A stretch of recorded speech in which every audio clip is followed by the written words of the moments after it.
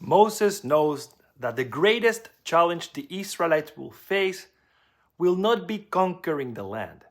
The real challenge will be creating a community worthy of God's covenant. That is why the Torah portion Shoftim, Judges, begins with a command that sounds entirely civic. You shall appoint judges and officers in all your gates. This is Deuteronomy 16, verse 18. Every city is to establish judges who will administer justice fairly and honestly.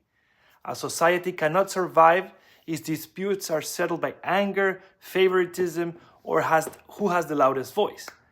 Justice requires people who are willing to listen carefully, weigh the facts, and speak the truth. Jewish tradition, however, has always encouraged us to read the Torah on more than one level. The Hasidic masters noticed that the verse does not simply say appoint judges. It says appoint judges in all your gates. They understood those gates not only as the entrances to a city, but also as the gates of the human being.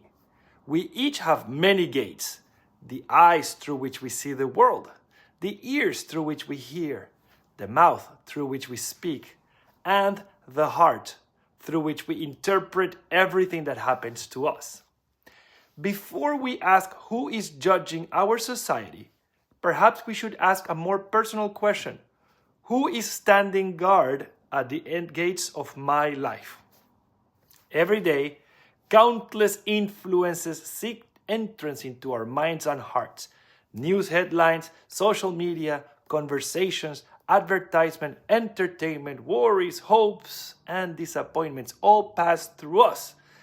We cannot prevent every thought or every emotion from knocking on the door, but we do have some say over what we allow to settle within us. The Torah assumes that healthy cities require good judges. Therefore, the same is true of healthy souls. There is another gate, perhaps, that deserves our attention, one that we do not often speak about. And more than a gate, it's a little courtroom that exists inside every one of us. Without even realizing, we carry around an inner judge who is constantly evaluating the people around us. We notice how someone is dressed, we hear a comment at work or at the synagogue, a person cuts us off in traffic, someone forgets to return a phone call or a text back, and before we know it, the trial has already begun. Evidence is presented, motives are assigned, and a verdict is reached, often within seconds. We become remarkably confident about stories we have largely invented. The person who did not greet us must be upset with us. The co-worker who interrupted us must be arrogant. The family member who forgot our birthday must not care. Most of the time, we have no idea whether our conclusions are true. One of the greatest spiritual disciplines is learning when to quiet that inner judge. Not every thought deserves our agreement, and not every assumption or irritation deserves a full verdict. The Mishnah teaches, judge every person favorably. That's from Pirkei Avot. That does not mean ignoring harmful behavior or pretending that right and wrong do not exist. Judaism has never asked us to abandon discernment. It asks us to recognize the limits of our own knowledge. There is always a part of another person's story that we cannot see. How many times we have discovered that someone who seemed distant was carrying a private grief, or that someone who appeared impatient had just received difficult news, or that someone who disappointed us never intended to hurt us at all. The more we learn about people, the more cautious we become about judging them. As the Talmud reminds us, we should not judge another person until we have stood in their place. Of course, we can never fully stand in another person's place. We do not carry their memories, their fears, their disappointments, or the burdens that they quietly bear each day. That realization alone ought to make us slower to condemn and quicker to extend grace.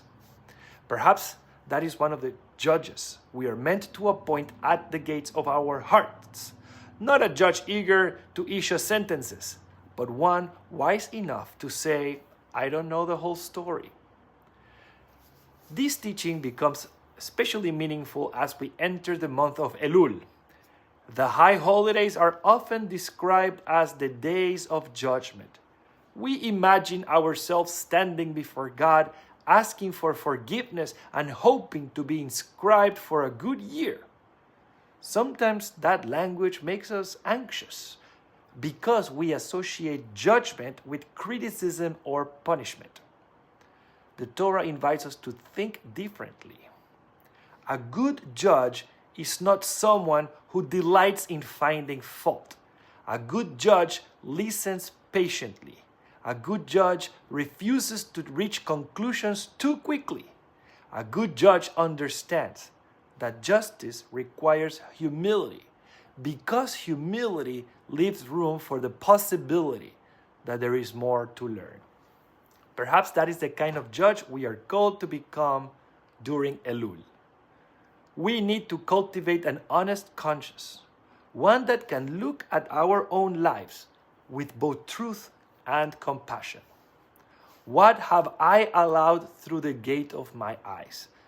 Have I spent more time noticing what is wrong with the world or what is beautiful and worthy of gratitude? What has entered through the gate of my ears? Have I listened carefully or only listened long enough to prepare my own response? What has passed through the gate of my mouth? Have my words brought encouragement, healing, and dignity, or have they made someone else's burden even heavier? And perhaps the hardest question of all, what kind of judge has been living in my heart?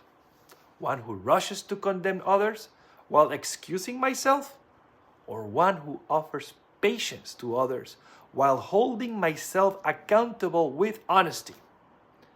The judges at the gates of our cities protect society. The judges at the gates of our hearts protect the people we are becoming. And as we prepare for the days of awe, many of us think about what we hope to change. We make resolutions. We identify habits that need attention. Those are worthy goals. Perhaps we should add one more. The next time that little judge inside our minds begin building a case against another person, perhaps we can gently ask for a recess. If we can learn to quiet that inner judge when looking at others, we may find it easier to hear the quieter voice of conscience that speaks about ourselves. May this month of Elul help us appoint those wise judges. May they guard what enters our ears, our eyes, our mouths, and our hearts. May they teach us to pursue justice without becoming judgmental, to seek truth without losing compassion, and to remember that every person we meet is carrying a story known fully only to God. And if we can do that, we will arrive at Rosh Hashanah not only asking God to judge us with mercy, but having spent these weeks extending a little more mercy to one another.